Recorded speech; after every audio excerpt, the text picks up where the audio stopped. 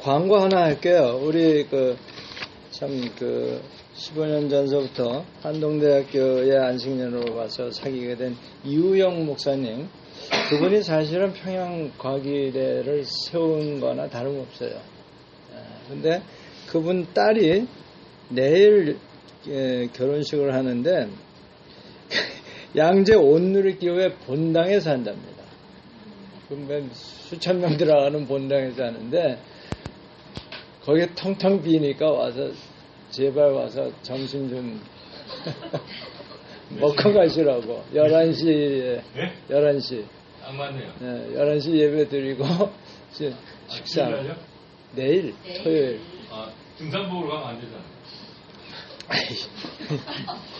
네, 아무튼 근데 저는 또 12시에 신천에서 또 우리 제자가 안식이라는 제자 목사가 또 결혼식을 해가지고 두 분들 다 가긴 가야 되는데 어떻게 할지 모르겠네. 양재 아시죠? 온누리교회. 네. 거기 엄청 큰 예배당인데 그 전에는 그 지하실에 이렇게 나누는 섹션에서 결혼식을 하게 했는데 이제 그거 안 된대. 그래서 본당에서 하는데 그 보통 분이 아니에요. 우리 교회하고도. 그러니까 여러분이 잘 모르시더라도 우리 뉴저지에서 오신 분 밥 먹을 데가 없을 것 같은데 양재가 어딘지 알아요? 뭐 누가 좀 모시고 가요. 인도에서. 네. 여기서 뭐 차로 가면 뭐 한 20분이면 내일 아침 9시부터 교회 김용호 목사님하고. 그렇구나. 네. 일하다가 가서 점심 먹고 와서 또 해요.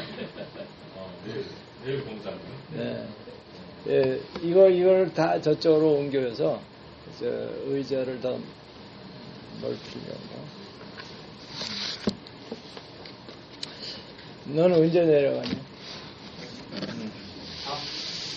글쎄, 25일부터 하냐? LTC가? 목요일. 네, 15일. 아마 하면 어떡하냐? 목금토야.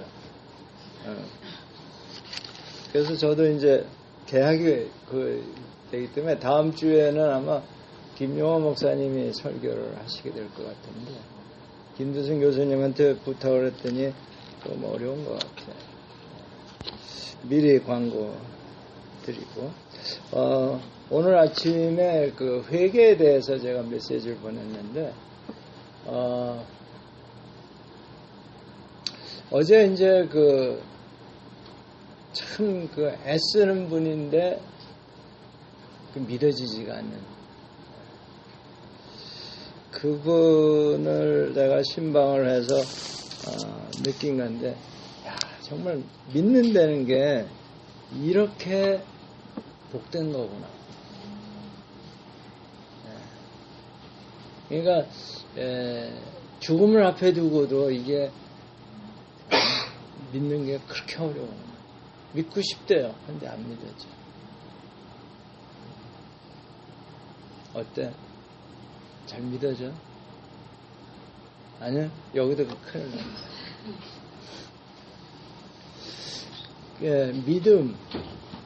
믿음이 그렇게 어려운 건데 또는 너무 쉬운 거예요. 한순간에 믿어지는 이게 뭘까? 그죠? 누구한테는 그냥 믿어지는 거예요. 그거 왜 못 믿어? 뭐 이렇게 못 믿는 사람을 약 올리는 것도 아니고 정말로 너무나 쉽기 때문에 그렇게 얘기를 하는 겁니다. 왜 그럴까? 왜 믿는 게 그렇게 어려울까? 근데 이 믿음에 대해서는 제가 자주 얘기를 하는데 크게 나눠서 두 종류의 믿음이 있습니다. 두 종류의 믿음. 두 종류의 믿음이 있는데 하나는 세상적인 믿음. 그러니까 세상을 살면서도 믿음이 없이는 참 살기 힘들어요. 이 세상에서도.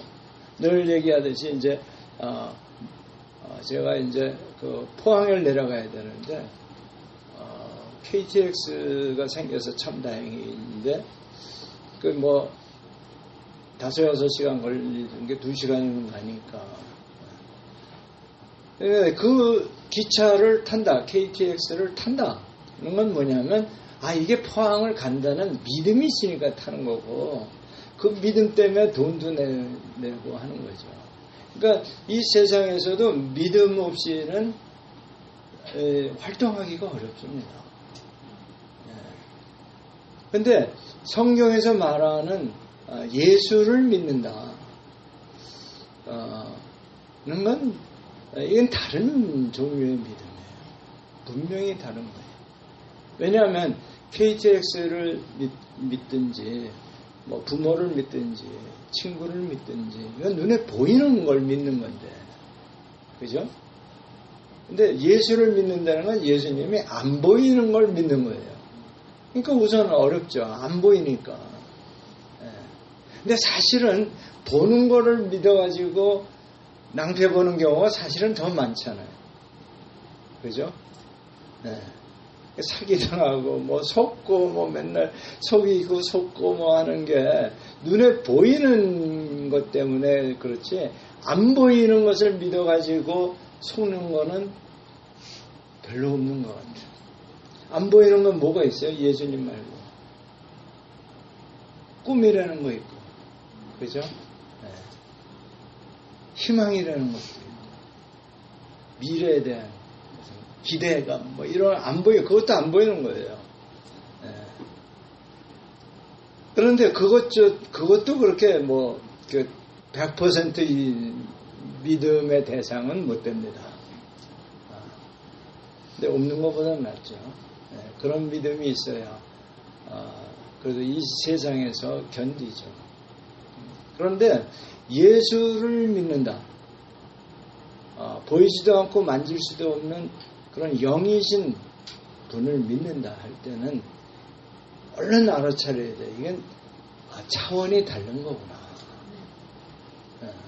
세상적인 차원을 들이대서 믿으려고 그러면 그거는 이 가짜로 그 흉내 내는 수뿐이 없어요. 그러니까 그걸 가식이라고 그러나 그거를 성경에서는 외식. 예수님이 이 외식하는 자들아, 그 바리새인들한테 안 믿어지면서 믿는 척한 사람들 아니에요. 그것도 열심히, 굉장히 열심히 믿는 척한 사람들.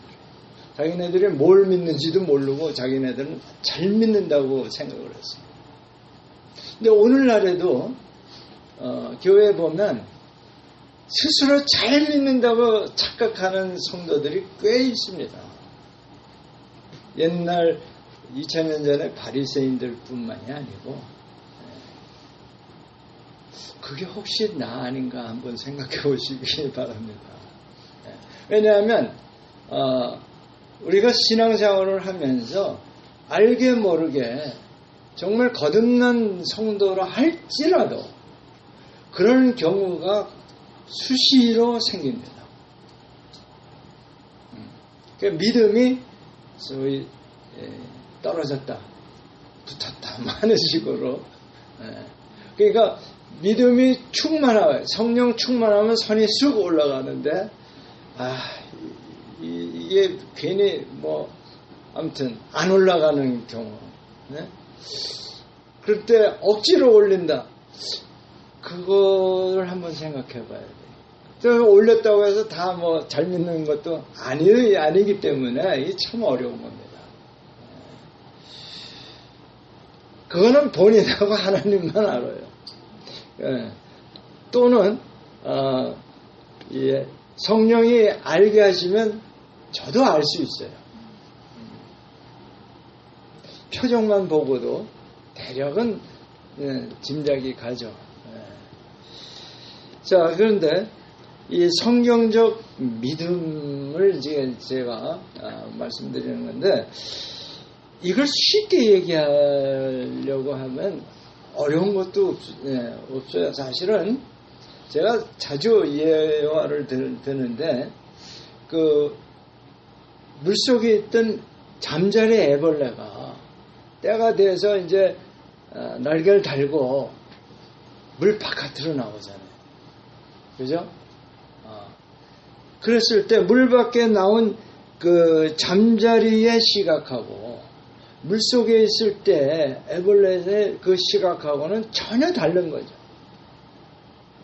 그와 같이 우리가 성령을 모르고 예수님을 모르고 예수님을 영접하지 않은 상태에서 예수님을 바라보는 그 시각은 너무 웃기는 얘기가 돼요.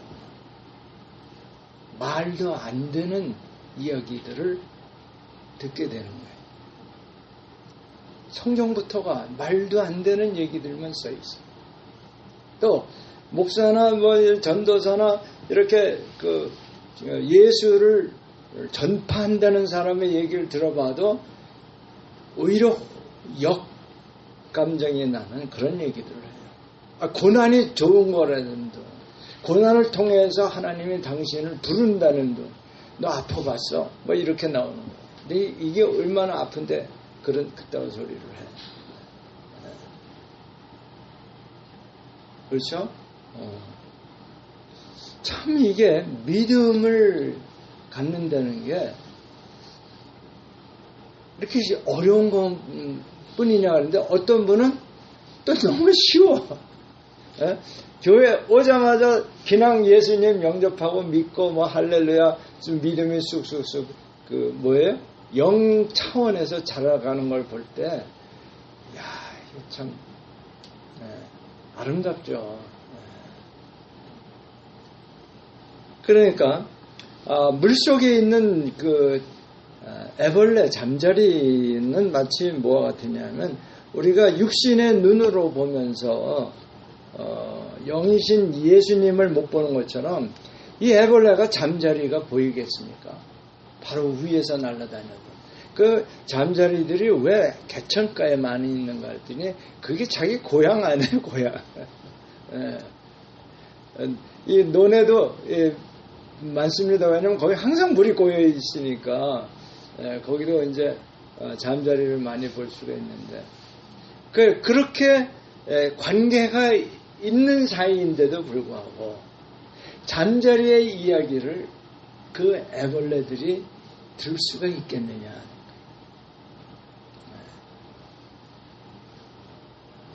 그래서 그 예수를 영접하면 하나님의 자녀가 된다. 이 말씀이 아니 영접을 안 보이는 예수님을 어떻게 영접을 해? 받아들인다는 건데 그 이제 계시록 3장에 보면 그 내가 문을 두들리노니 문을 열면 내가 들어가서 너희를 더불어 먹고 마시리라 했는데 보이지 않는 예수님이 내 마음의 문을 두드린다? 내 마음에 우선 물이 있는지 없는지도 모르겠고 그 두드린다는 게 뭐냐? 여러분 이런 얘기를 하면 이게 발끈합니다. 지금 당신이 받는 그 고통이 하나님이 당신을 부르는 노크다 그러면 화를 그래서 참 어려운 건데 그 영접한다는 건 한마디로 이 땅에서도 누가 왔을 때 문을 열어주는 거죠. 그렇죠? 그 영접이라는 건 그냥 받아들이는 게 아니라 모르는 사람이 문을 두드렸을 때 열어주는 게 아니라 반겨서 이제 모시는 게 영접 아니겠어요? 그 집안으로 만약 영접을 한다 그러면 가장 좋은 안방으로 모셔야 되는 거죠. 그죠? 그러니까 제가 어딜 갔을 때 성도님들 집에 묵게 될 경우 자기네 침실을 내주는데 나는 그게 참 불편해요. 그러니까 자기네들이 가장 좋은 데를 내주는 건데 그 영접하는 마음은 알겠는데 이게 아주 저는 편치가 않습니다. 아무튼 영접이라는 건 자기 마음에 가장 귀한 곳에 모시는 거예요. 마음에 자기가 가장 소중하다고 하는 그 구석이 어딘지 모르죠. 마음에. 거기에 그러니까 이 세상적인 것을 유추해서 상상은 하실 수가 있죠. 그러니까 잡생각 있는데 하나 그냥 잠깐 쉬었다 가라 뭐 이게 아니고 마음의 중심 한가운데 예수님을 오세요. 앉으세요. 뭐 식사 대접을 하든지 뭐 차를 대접하든지 뭐 이런 거를 영적으로 하는 건 마찬가지입니다. 자, 영접하는 자, 곧 그 이름을 믿는 자에게는 이렇게 되어 있어요. 요한복음 1장 12절. 아주 중요한 말씀이죠. 예수님을 믿는다는 게 뭐냐? 예수님을 영접하는 거다. 영접하는 게 뭐냐? 그 이름을 믿는 거다. 아니, 영접은 이제 조금 알았어요. 그렇죠? 모시는 거예요. 웰컴. 마음에 문이 있다면 활짝 열고 오십시오. 어서 오십시오 하고 모시는 게 영접인데 예수의 이름을 믿는다는 건 또 뭐냐? 예수를 믿는 건 믿는 거지 또 뭐 이름을 믿는 건 뭐야? 여러분 뭐 같아요? 이름을 믿는다는 게. 여러분이 김학철 목사를 믿는다 했을 땐 무슨 뜻이 돼요?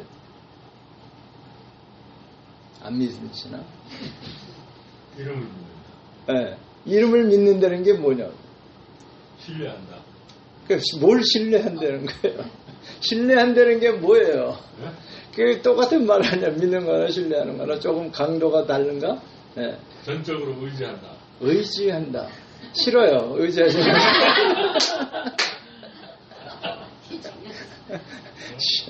의지한다 그러면 no thank you. 저를 믿는다 했을 때 그분의 말을 신뢰한다 이런 거겠죠. 뭐 아주 틀린 얘기는 아니겠지만 요게 딱 풀어지지 않으면 참 여러 가지 비슷한 얘기들은 많이 하실 수 있는데 제가 이 말씀을 준비하면서 묵상을 저 스스로가 도대체 이게 뭐냐 제가 알아야 여러분도 분명하게 깨달을 수가 있지 내가 흐릿해버리면 나도 뭔 소리 하는지 모르고 1시간 떠들 수가 있는 거예요. 네, 성령님이 가르쳐 주신 거는 이게 브랜드 뉴 깨달음이에요. 관계를 맺는다는 거예요. 여러분이 제 이름을 안 되는 건 저와 관계를 맺었다는 뜻이 돼요. 그러니까 명함을 주는 게 뭐예요? 내 이름을 주는 거 아니에요. 그럼 마음에 안 드는 사람에게 명함을 안 줍니다. 관계 맺고 싶지 않은 사람에게 명함 나오다가도 다시 들어가요. 지난 어젠가 그저께 서울대 탁박사님 사무실에서 누굴 만났는데 끝나고 나서 생각해보니까 내가 명함을 안 줬더라고. 귀 있는 저는 들을지어다. 명함이 없었냐? 있었어요. 그러니까 예수의 이름을 믿는다고 했을 때는 벌써 예수님과 관계를 맺었다는 거예요. 그러니까 영접했다는 것은 관계를 맺었다는 얘기예요. 그렇죠? 그런 사람에게는 하나님의 자녀가 되는 권세를 주셨어요. 그러니까 확실한 관계가 맺어진 거죠. 하나님과 내가 부모와 자식 관계가 됐다는 거예요. 할렐루야. 어떻게 하면? 영접만 하면. 그게 왜 안 되느냐? 그게 왜 안 될까요? 이 간단한 아주 쉬운, 그토록 믿기 어렵게 되는 건 왜 그러냐. 첫째, 뭐예요? 영접 안 하는 거예요. 영접 안 한다는 건 뭐예요? 마음 문을 안 여는 거지. 아무래도 뭔가 찜찜해. 명함 주기 싫어. 내 이름을 얘기하기가 싫어. 여러분, 이름이 뭡니까? 물었을 때, 마음에 안 내키면 얘기하기 싫은 거 아니에요. 왜 물어? 이렇게 되는 거지. 그죠? 예. 그 성경에 보면 여호와의 이름을 불렀더라. 창세기에 나오는 관계를 맺었다는 뜻 아니겠어요? 예. 하나님과 관계를 맺기 시작한 거예요. 예수의 이름을 부른다. 예수의 이름을 부르는 자는 뭐에? 구원을 얻으리라. 관계를 맺었으니까 구원을 얻죠. 주의 이름을 부르는 자는, 이게 어깨 춤이 나와야 되는 거예요. 에? 얼마나 신나는 겁니까? 하나님의 자녀가 되는데. 여러분, 부모 잘 둬도 어깨가 올라가는 건데, 이게 아니 보통 부모입니까? 그 전에 저는 뉴욕 뉴저지에서 부흥회 할 때 이 찬송을 할 때 가만히 앉아 있는 사람들은 이상하더라고요. 주의 이름을 부르는 자는 이 흥이 막 나야 되는 건데, 주의 이름을 이렇게 되면 이건 영접한 사람이 아닌 거죠. 그렇죠? 네. 자, 마음문을 연다는 건 또 뭐냐 그러면, 예수 이름을 부른다는 것은 관계를 맺었다는 건데, 그 관계를 맺으려면 어떻게 해야 되냐? 즉 영접하려면 어떻게 해야 되느냐? 주여 나에게 옷이 없어서 초청했습니다. 근데 문을 꽉 닫고 안 열어줘. 저를 초대 좀 해보세요. 그리고 문을 안 열어줘. 그럴 수 있죠. 그러니까 예수님을 간절히 구하는 건 믿고 싶다는 얘기예요. 근데 자기 마음 문은 안 열어. 그러고 나서는 모르겠다, 못 믿겠다. 그러는 거예요. 사람을 초청해놓고 문을 안 열어주면서 그런 무례한 사람에게 무슨 관계가 맺어지겠어? 내가 나 같으면 다시 오나 봐라 뭐 이러고 돌아서지. 근데 예수님은 또 계속 또 똑똑 두드리고 참 인내심이 대단한 분이에요. 정말 제가 하나님이 아닌 걸 기뻐하십시오. 제가 하나님이었으면 그냥 다 쓸어버리고 만들지. 나 같은 성격의 하나님이었으면 난 정말 상상하기도 끔찍한 게 되는데, 이제 여기까지는 아셨죠? 마음문을 연다는 것만 알면 돼요. 예수의 이름을 부른다는 건 뭐라? 관계를 맺는 거예요. 그러니까 관계를 맺으려면 예수님을 영접해야 돼. 그러니까 예수님을 영접한다는 것은 보이지 않는 하나님이기 때문에 영적인 문을 여는 거예요. 그런데 그 영적인 문을 연다는 건 또 뭐냐? 보이지도 않는 영을, 보이지도 않는 마음에 문이 있는지 없는지 모르지만 아무튼 그걸 또 연다는 거는 뭔 얘기냐? 여러분 이것도 모르면서 어떻게 믿었어요? 그리고 어떻게 또 다른 사람에게 전도를 하겠어요? 안 그래요? 오늘 이후로는 여러분 마음 문을 연다는 게 한마디로 말하면 회개한다는 겁니다.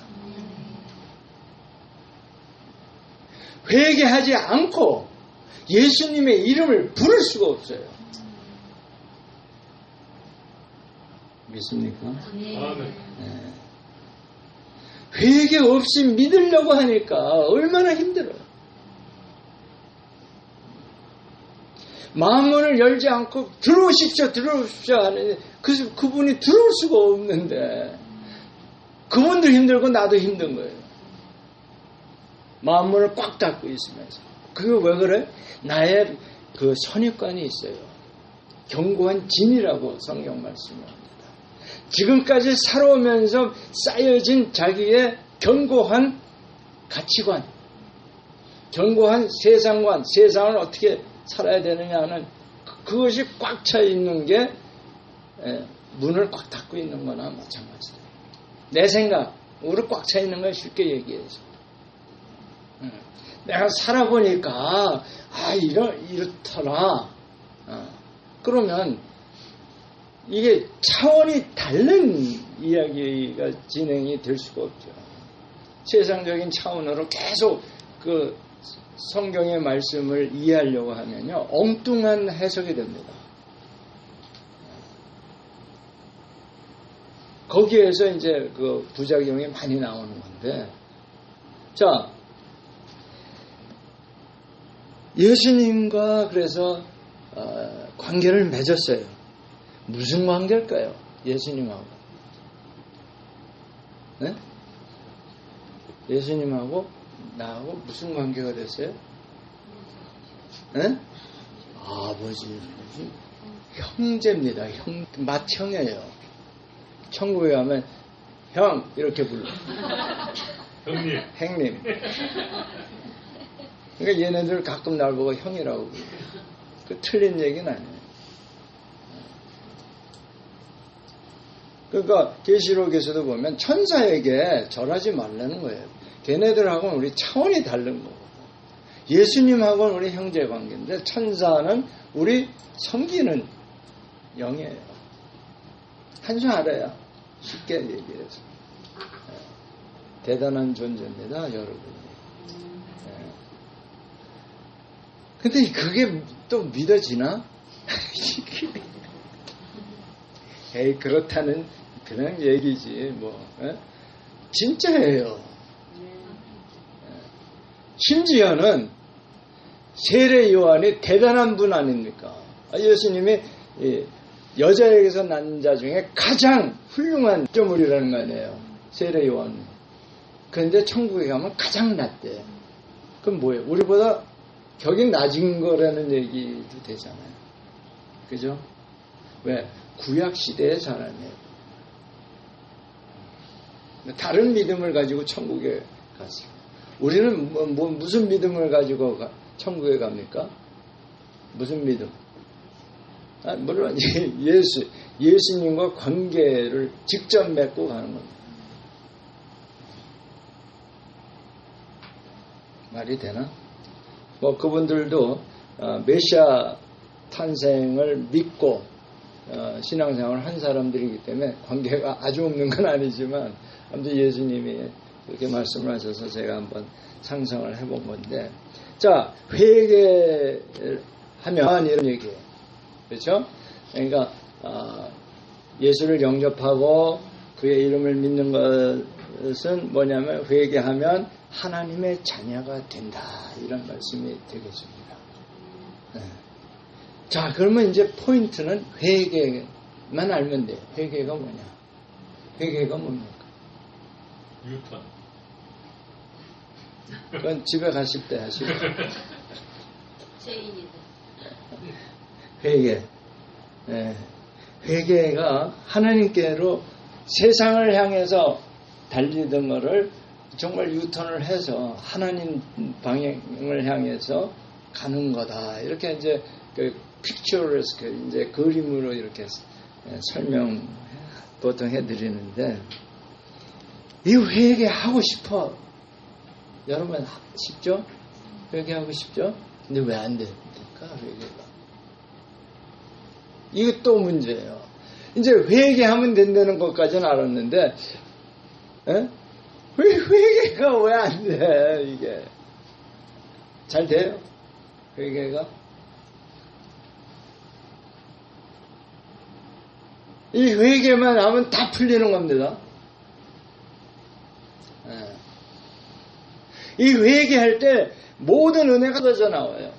예수님 안에 있는 모든 복이 탁 나한테 흘러 들어온다. 회개만 하면. 그러니까 막혔던 그 댐이 허물어지는 거와 비슷한 현상이 일어나요. 회개만 하면. 네? 회개 알고 싶으시죠? 이제. 네? 그럼 여태 뭐 하신 거예요? 신앙생활을 이렇게 오래 하셨는데. 회개가 왜 안 되냐 했더니요. 사랑을 몰라. 자기가 사랑받고 있다는 걸 몰라. 나는 외로워. 나 홀로야. 그렇다면 그게 하나님하고 관계를 맺은 걸까 의심이 돼요. 내가 홀로다, 외롭다 하는 순간에 하나님하고 관계를 맺은 거 맞아? 그 질문이 나와야 되죠. 그죠? 잘 들으세요. 오늘 정말 모든 게 다 기초가 중요한 건데 오늘 하나님께서 이 기초 신앙의 아주 기초에 대해서 말씀해 주세요. 이것만 풀리면 이것만 오늘 해결이 되면요. 구태여 뭐 이렇게 복잡하게 뭐 성경 공부할 필요도 없고 구태여 뭐 이렇게 봉사하러 나가고 뭐 이거 다 2차원에 3차원 한참 그 안에도 천국 갑니다. 왜? 하나님 자녀인데 그거보다 뭐 더 센 그 백업이 어디 있어요? 아니 자식이 아버지한테 간다는데 누가 말려? 그죠?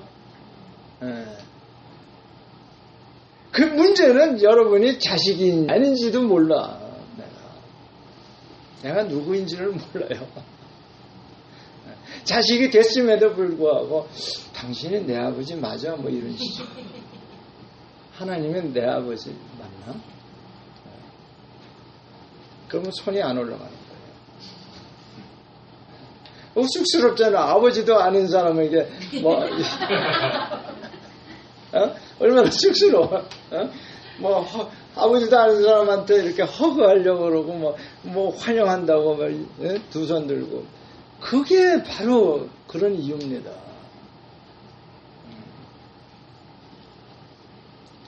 자, 우리가 아직 죄인 되었을 때에 그리스도께서 우리를 위하여 죽으심으로 우리에 대한 하나님의 사랑, 어떤 사랑이에요?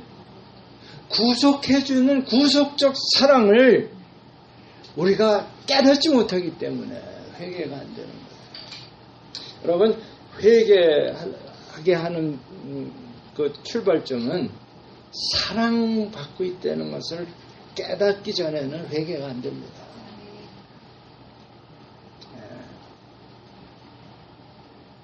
나는 항상 여전히 외톨이야. 회개 안 됩니다. 그럼 어떻게 해? 외톨이니까 내가 내 힘으로 모든 문제 다 해결해야지. 어디 갔어? 취업 준비.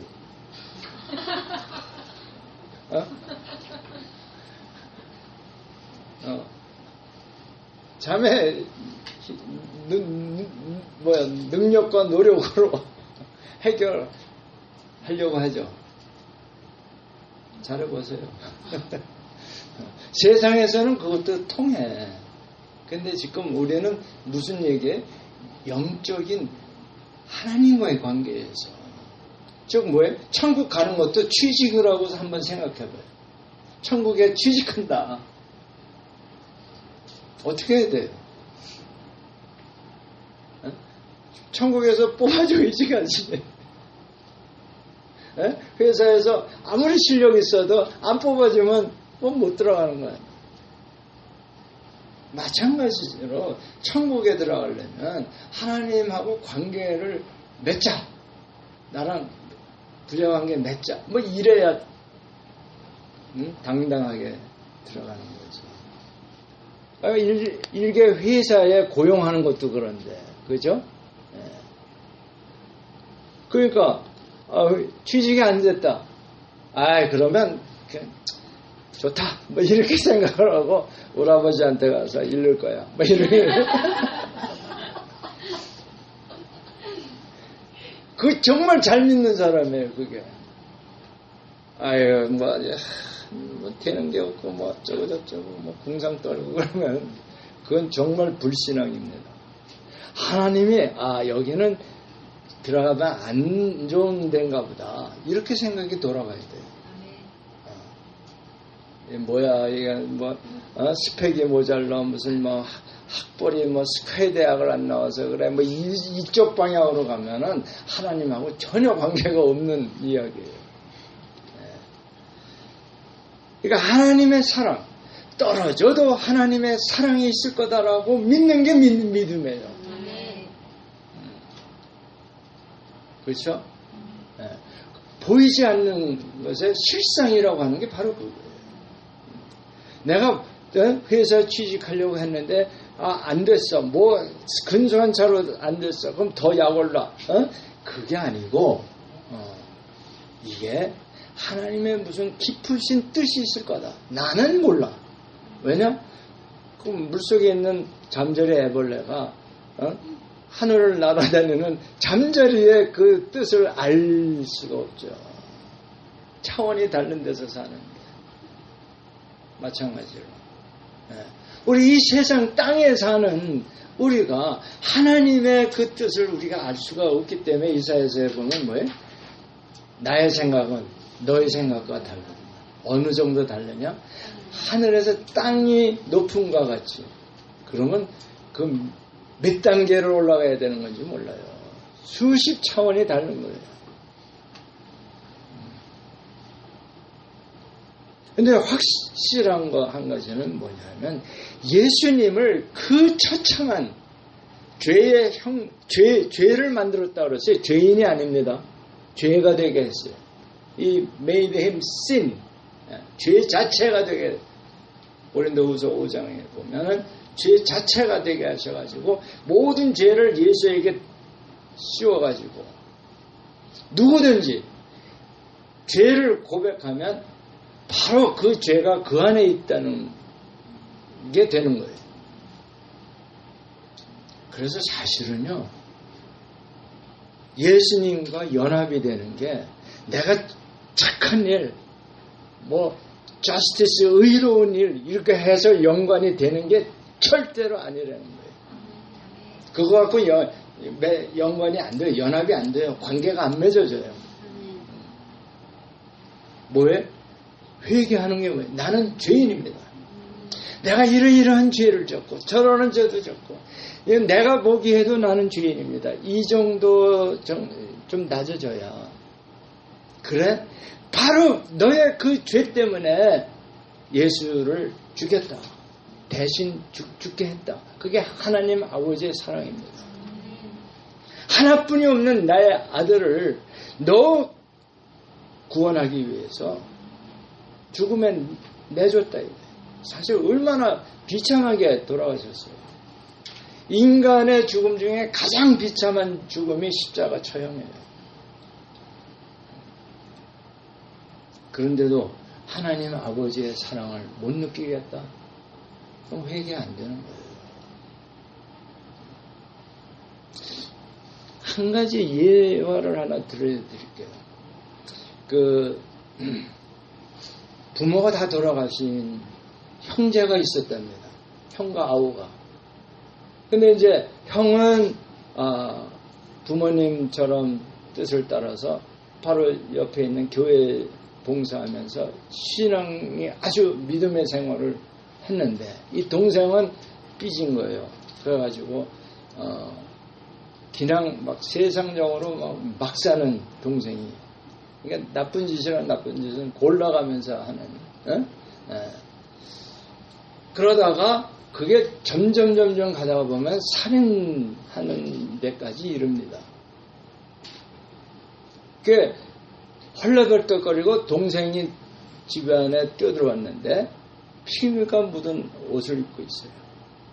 일 저지른 걸 형이 알고 너 그 옷 빨리 벗어라. 동생은 뭣도 모르고 벗었어요. 그 형이 그 옷을 입었습니다. 자, 경찰이 들이닥쳤어요. 누굴 잡아갔겠어요? 그 형을 잡아가.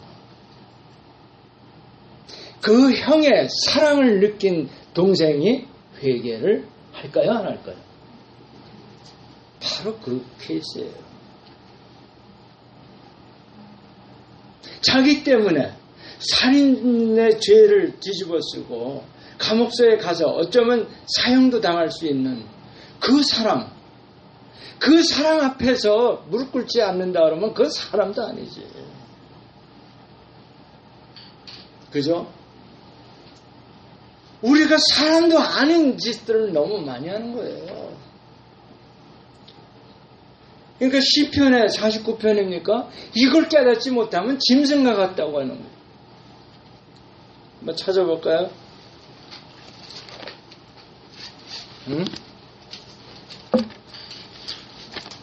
이 세상에 존귀에 처하나 정말 짐승과 같다는 그런 사람들이 안에 세상에 있는 사람들은 뭐 말할 것도 없고 예수 믿는다는 성도들 사이에 있으니까. 그렇죠? 자, 20절 끝절부터 봅니다. 존귀하나 깨닫지 못하는 사람은 뭐와 같다? 이 멸망하는 짐승이라는 게 뭐냐면 영혼이 없어서 그냥 죽으면 끝인 짐승이에요. 그러니까 그런 사람 죽으면 그냥 끝인 거예요. 영생이 없어. 네? 네. 12절에도 보세요. 자, 시작. 사람은 존귀하나 장구하지 못하며 멸망하는 짐승 같도다. 뭐예요? 영생이 없다 이거예요. 예수 믿지 않으면. 그러면 그 짐승이나 운명이 같아. 이런 말씀 아닙니까? 그러니까 그러한 희생적인 사랑을 받고도 그 사랑을 못 느낀다 그러면 이게 짐승이지. 그게 사람입니까? 그러니까 그 동생이 어떻게 됐겠어요? 정말로 훌륭한 신앙인이 되죠.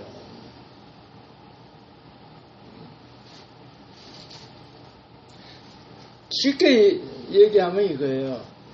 우리가 다 살인자입니다. 누굴 미워하고 화내고 그러면 우린 다 살인자예요. 그 은혜시대의 법은 그런 거예요. 동기를 보니까 누굴 미워했어? 눈을 부릅떴어? 살인한 거예요. 살인자입니다. 그런데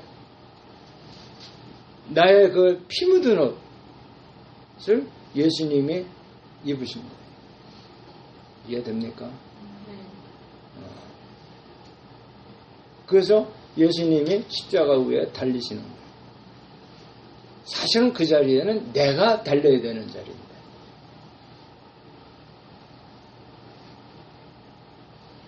아무리 그 자리는 내 자리입니다 한들 뭐 이 법에 의해서 처형이 형이 그러니까 예수님은 큰 형이야.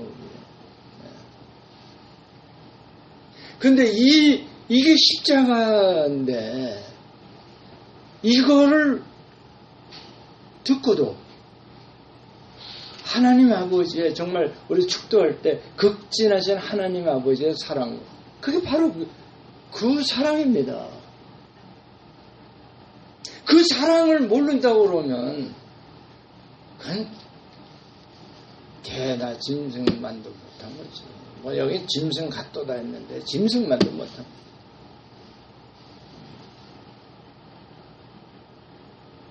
여러분 잘 생각하세요. 내가 짐승과 같은 존재인가?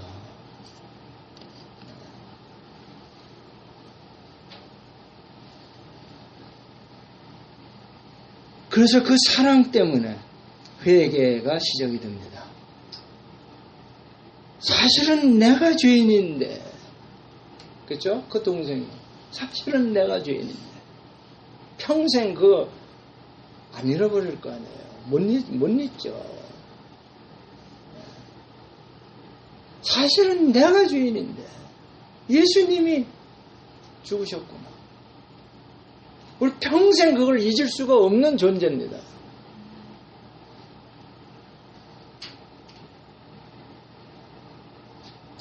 그래서 주여 두 손 들고 하나님께로 향해서 가는 겁니다.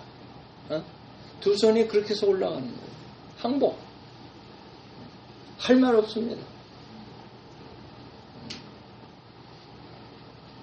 그러면 성령, 예수님이 보내신 성령 하나님이 내 안에 들어오십니다. 그러니까 내가 죄인이라고 깨닫고 고백하는 게 마음문을 여는 게 아니겠느냐. 왜냐하면 하나님 아버지의 그 극진하신 사랑을 우리가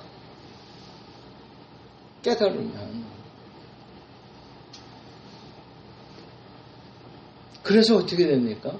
그 동생이 변화된 게 성령의 능력으로 변화된 삶을 살 수밖에 없는 거예요. 그 사랑을 깨닫는 사람은 변화된 삶을 살게 되어 있습니다. 내가 몇십 년을 믿었는데도 왜 안 변하느냐? 그 사랑을 잘 모르기 때문에 그래요. 그래가지고 아이고 오래 믿었으니까 그래도 체면을 지켜서 그래도 변화된 척 해야지. 얼마나 힘듭니까 그게. 꾸며서 하려면. 그게 가면을 쓰고 사는 거예요. 더 힘들지. 차라리 안 믿었을 때가 편합니다. 왜? 나는 원래 이런 사람이야. 뭐 이러고 살면 차라리 편할 텐데. 이것도 뭐 예수 믿는 사람이 그럴 수 있나. 뭐 이래가지고, 잘하려고 하면 얼마나 힘듭니까? 그리고 이렇게 변화된 사람은 전에 지은 죄를 반복하지 않습니다. 반복하고 싶은 유혹이 오죠. 그때 어떻게? 예수님께 기도하면 돼요.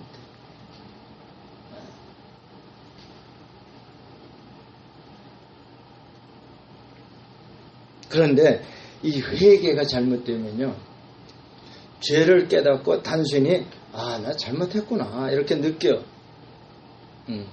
그러니까 이제 앞으로 좀 선한 일을 해야 되겠다. 이거 회개가 아닙니다. 자기의 죄를 자기가 갚으려고 하는 거. 갚을 수가 없는 걸 어떻게 갚는다고 해요. 마태복음 18장에 잘 나오잖아요. 1만 달란트를 빚진 건데 1만 달란트는 20억 년 벌어야 되는 돈인데 무슨 수로 20억 년 어떻게 살아. 200년도 못 사는 거지. 갚을 수 없는 것. 그것을 갚겠다고 나서는 것. 이 대단히 잘못된 일이에요.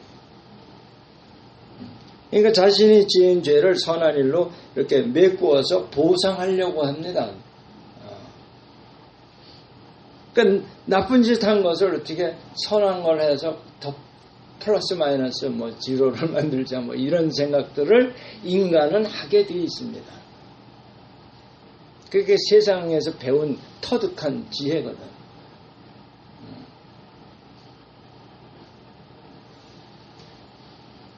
자, 그러면 이 하나님께로 나아가는 그런 회개를 한 사람은 이 변화된 삶을 살고 또 육신의 소욕에 자꾸 끌려가려고 하는 것을 기도해서 반복하지 않게 되는데, 그러면 뭐냐면 회개를 한 후에 온전한 회개를 한 다음에는 자기의 변화된 삶을 간증하게 되어 있습니다.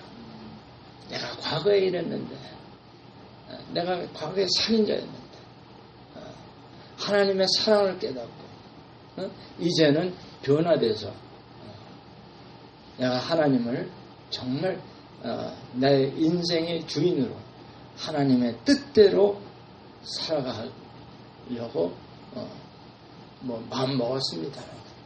이런, 그러니까 믿기 이전과 믿은 후의 그 변화에 대해서 간증을 하게 되어 있어요. 다시 말해서 옷을 갈아입는 겁니다.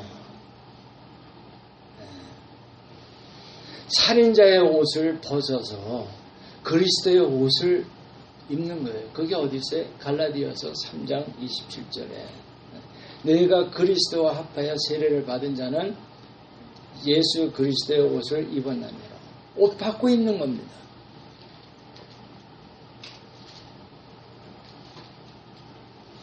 우리 로마서 12장 2절에 보면 너희가 마음을 새롭게 하여, 그렇죠? 이게 다 회개한 모습이에요. 하나님의 뜻을 알게 됩니다. 회개하면. 로마서 12장 2절 보세요.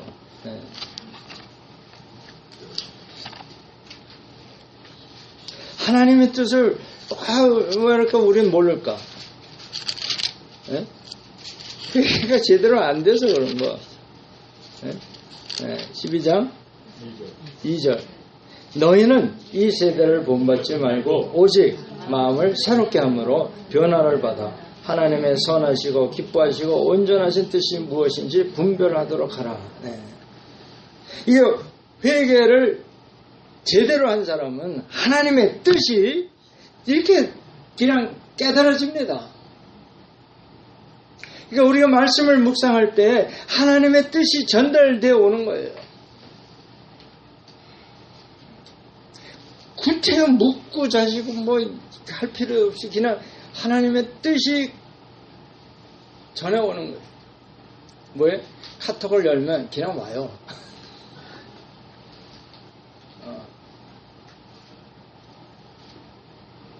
마음문을 여는 거나 카톡을 여는 거나 뭐 다를 게 없는 것 같아요.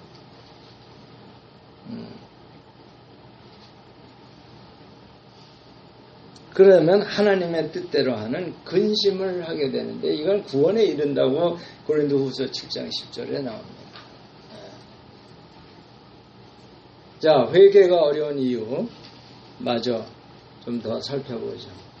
우리 사도행전 우리 지난 수요일날도 다시 묵상을 했는데 3장 19절에도 있습니다. 그러므로 너희가 회개하고 돌이켜 너희 죄 없이 함을 받으라. 그렇죠? 이같이 하면 새롭게 되는 날이 주 앞으로부터 이를 것이요. 여러분, 저와 여러분이 그냥 새롭게 됩니다. 회개를 잘못하니까 아무것도 안 되는 거예요. 믿음의 가장 중요한 게 회개가 제대로 되느냐 이거예요. 회개가 뭔지를 정확하게 알면 그 다음에 믿음은 그냥 들어오게 돼 있어요. 즉 하나님하고의 관계를 맺으면 예수님은 내 안에 들어오게 돼 있어요. 그러니까 예수는 곧 뭐예요? 믿음이에요. 예수의 믿음입니다. 그게 사도행전 그거 보세요. 20장 한번 보세요. 사도행전 20장 20절 21절 제가 신앙생활의 삼위일체 주장하는 근거가 되는 자 21절 시작. 유대인과 헬라인들에게 하나님께 대한 회개와 우리 주 예수 그리스도께 대한 믿음을 증언하는 것이라. 증언에 대해서도 우리 살펴봤는데 지난 수요일날 하나님께는 우리가 회개를 하는 거예요. 즉 하나님께 돌아가는 겁니다. 왜? 하나님의 사랑을 깨닫고 하나님 품 안에 우리가 안기는 거예요. 그게 회개예요. 그러면 어떻게 되냐? 예수 그리스도가 어떻게 돼요? 믿음. 행님이 돼가지고 믿음이 저절로 들어오는 거예요.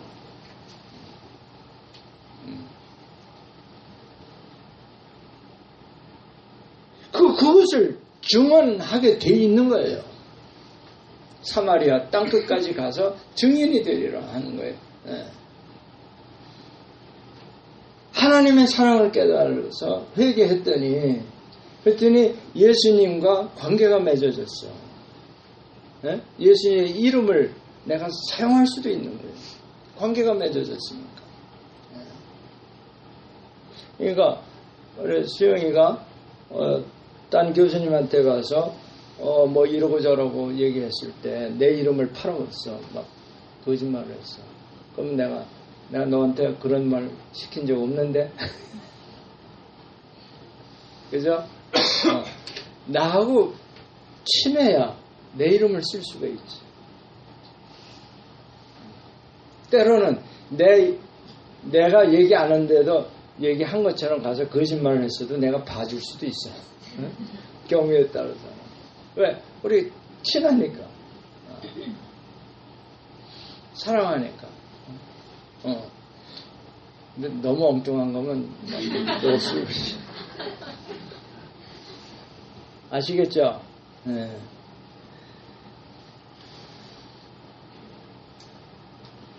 그러니까 여기서 보면 하나님 하면 우리 회개의 대상이 하나님 아버지예요. 네. 아버지의 사랑, 그 극진하신 자기 외아들까지도 내주는 그 사랑, 그걸 누가 했어요?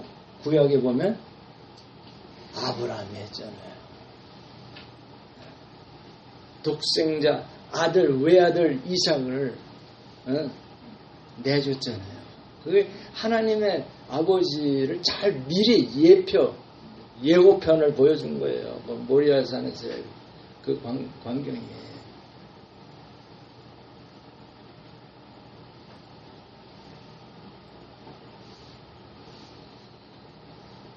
자, 그랬더니 22절 시작. 보라, 이제 나는 성령에 매여 거기까지 성령에 매이게 되어 있습니다. 붙들어 매게 되어 있어요. 그 성령 하면 성령님이 하시는 일이 많지만 능력입니다. 그러니까 성령에 내가 붙들려 매였으면 나에게서 뭐가 나와요? 능력이 나가게 돼요. 말씀을 증거할 때도 능력 있게 나가고. 지금 능력 있지 않아요?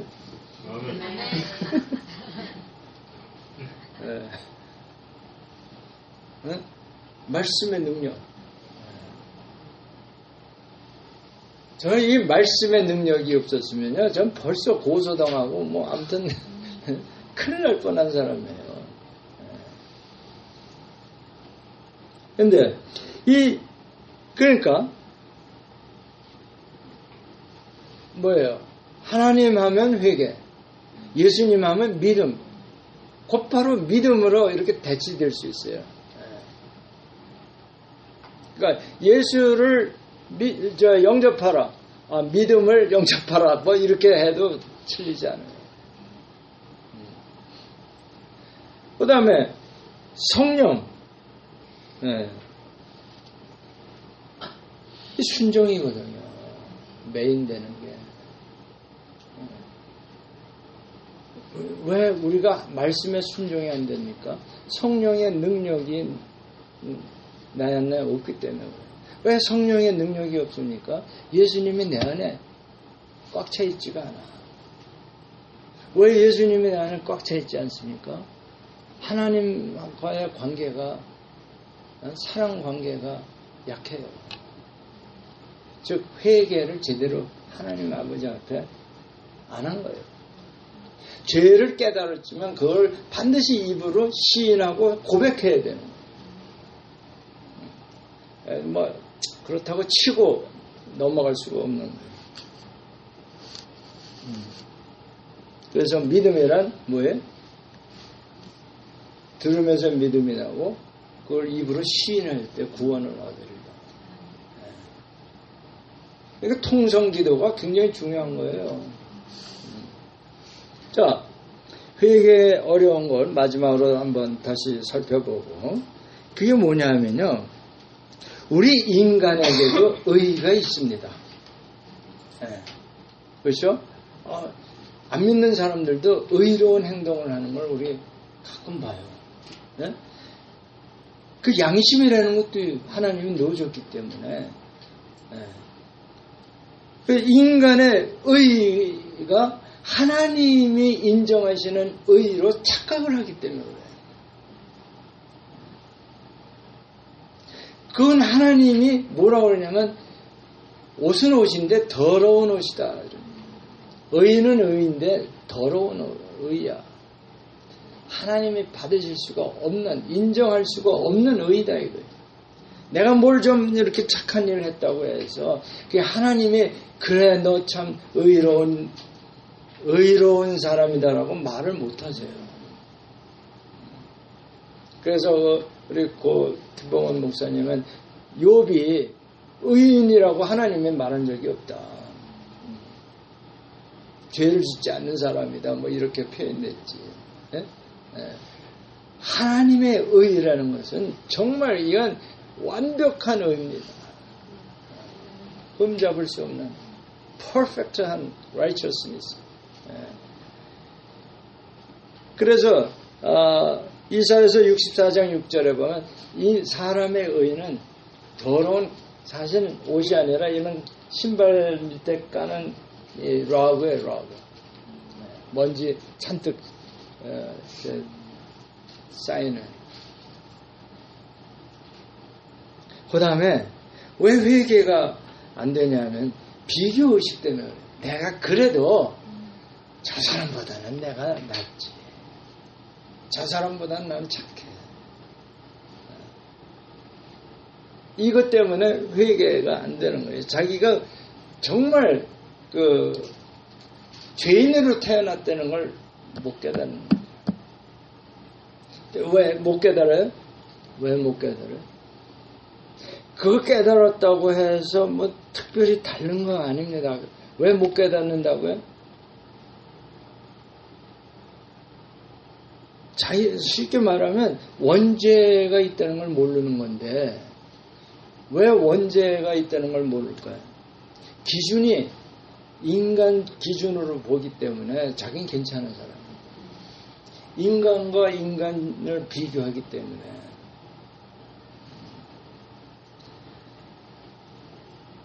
그리고 체면 때문에 회개 못합니다. 나 체면 상해.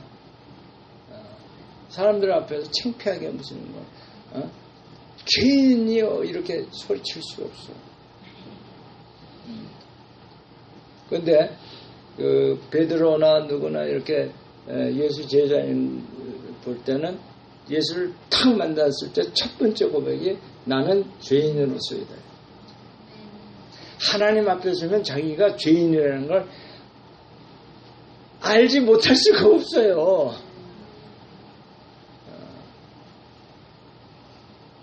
말씀을 읽을 때 요 나쁜 놈이 바로 내 모습이구나를 깨닫게 되는 게 그게 은혜죠. 제가 그 사진 한번 보였죠? 그 카톡에 그 전철 속에서 술 취해가지고 신발도 바꿔 신고. 전철입니까? 전철이지 그럼 뭐지?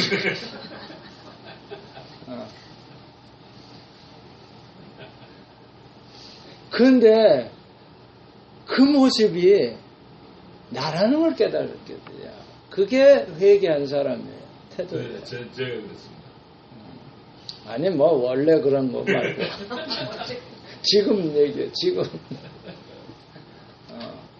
되게 뉴스를 보면 요즘 뭐 정말 끔찍한 부모들이 많이 있더라고요. 모성이 옛날 얘기야.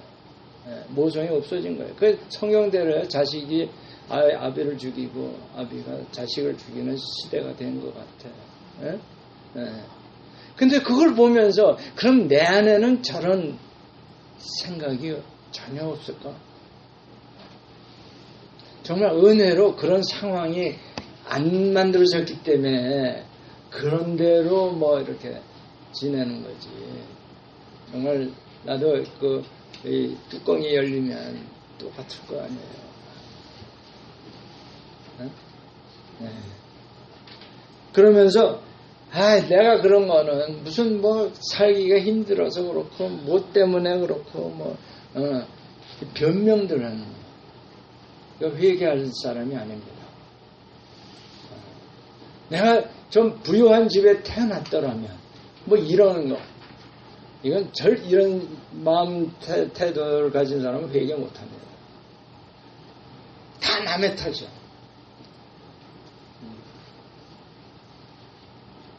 죄보다 내가 나. 자, 두 번째로 뭐냐면요.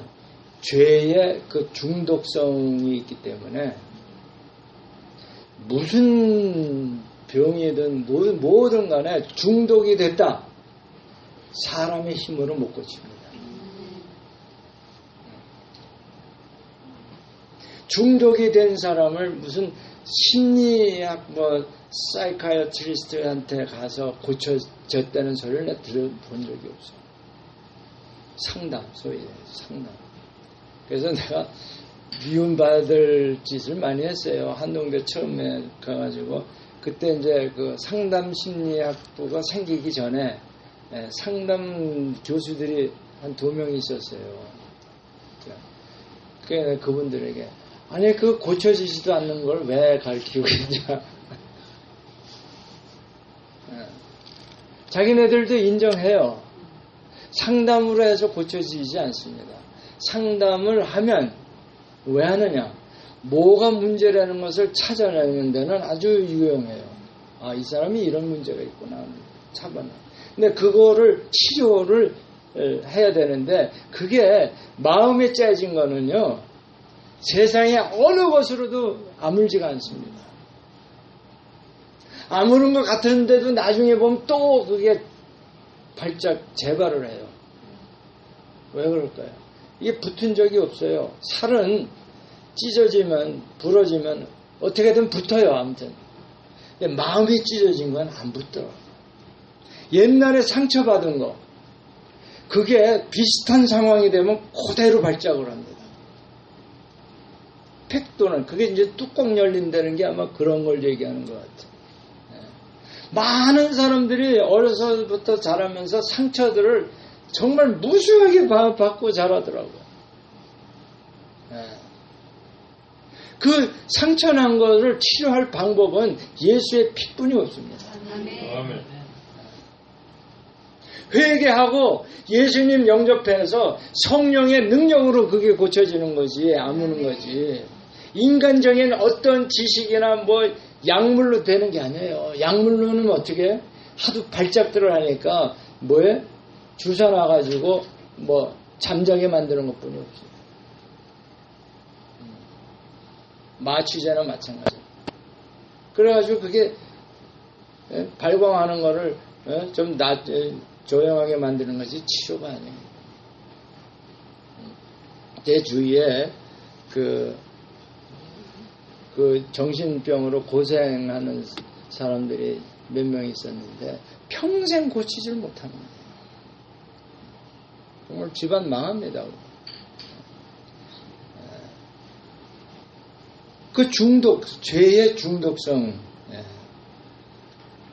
그래서 이 오만한 자리에 앉아서 읽게 되는데, 자, 오만한 게 뭔가 한번 예를 들면요. 톨스토이의 단편소설이 돌과 두 여인이라는 제목이 있어요. 이 소설 좀 찾아오세요. 나 직접 읽어보질 못했는데 러시아어로 한번 읽으면 어떨까?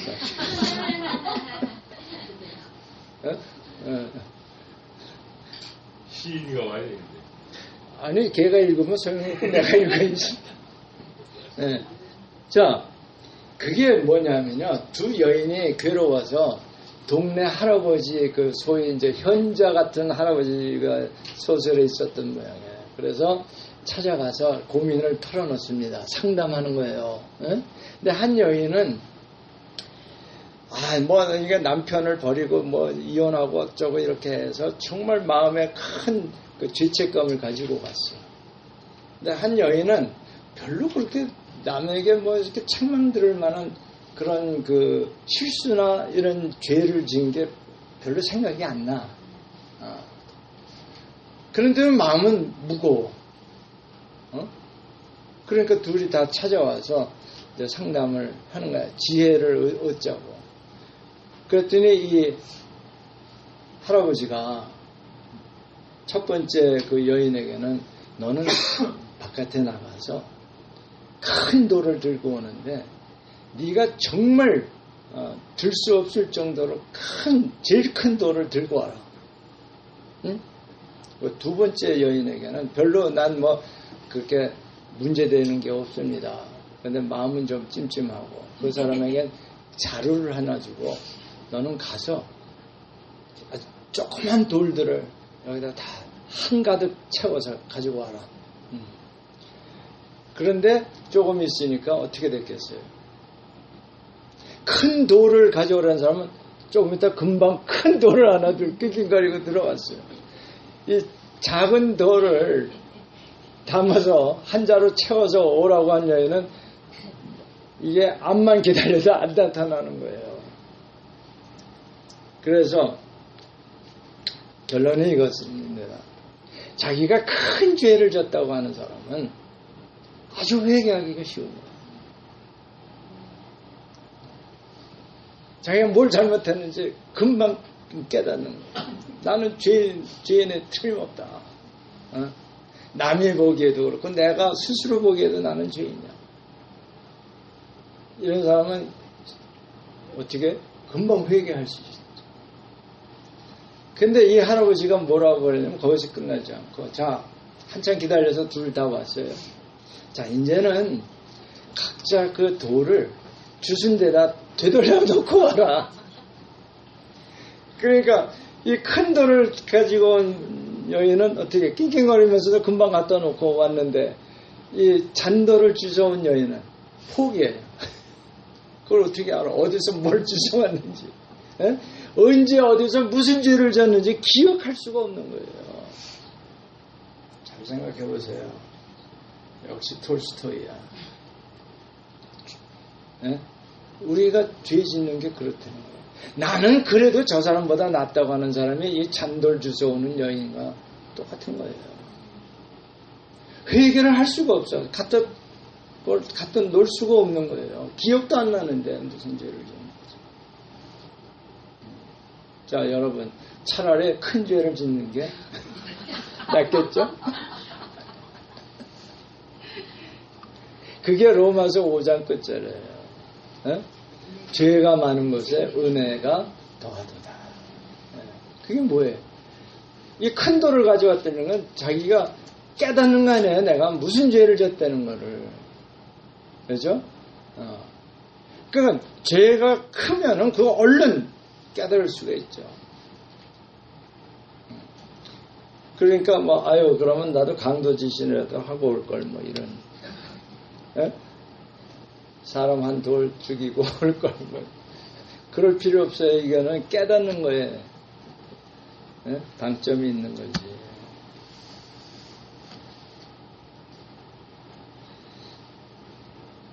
그리고 이제 회개 못하는 세 번째 이유는요. 사탄의 소리는 참 잘 들어요. 여러분. 제가 며칠 전에 보는 게 있죠. 우리가 하나님을 사랑한다 그러면서 하나님에게는 불순종해요. 근데 사탄을 존재도 안 믿어요. 오늘날 같은 날 무슨 귀신이 있고 사탄이 있느냐. 그런데 사탄의 소리에는 아주 순종을 잘합니다. 왜? 이 사탄이라는 게 뱀 같아서 흔적을 안 남깁니다. 우리 마음속에 생각을 이제 탁 집어넣고 얼른 사라지기 때문에 나에게서 나온 생각으로 생각하게끔 해요. 뱀의 형태, 그 행태와 사탄의 행태가 누가 조사했는데 10몇 가지가 똑같더라고요. 그 중에 아주 제일 뚜렷한 게 뭐냐면 흔적을 안 남겨. 그래서 사람들이 다 자기 생각인 줄 알고 주장을 합니다. 사실은 사탄의 소리인데 사탄이 집어주는 생각을 거품 품어가면서 주장하는 거예요. 내 생각에는 이게 벌써 이제 시작이에요. 그래서 회개가 어려운데 이거를 다 이제 여러분 적으셨어요. 그러니까 이렇게 하면 되겠지. 안 됩니다. 열심히 적으셨는데 미안하지만 안 돼요. 하나님은 항상 쉽게 하십니다. 마스터 키예요. 뭐예요? 십자가의 사랑을 여러분이 깨달으면 돼요.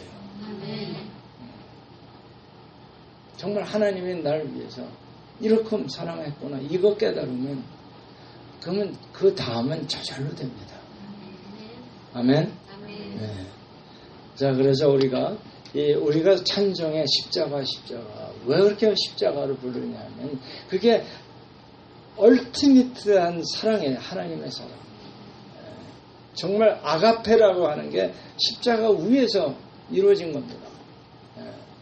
목숨 바쳐서 우리를 사랑하신 그 예수님, 그 형님, 오빠 해도 되고, 그 형님 때문에 내가 살았구나. 이걸 깨달으면 그 다음은 성령이 들어오셔서 다 생각할 거 성령이 주세요. 능력, 그 순종할 수 있는 능력, 힘, 그 성령이 주세요. 아멘.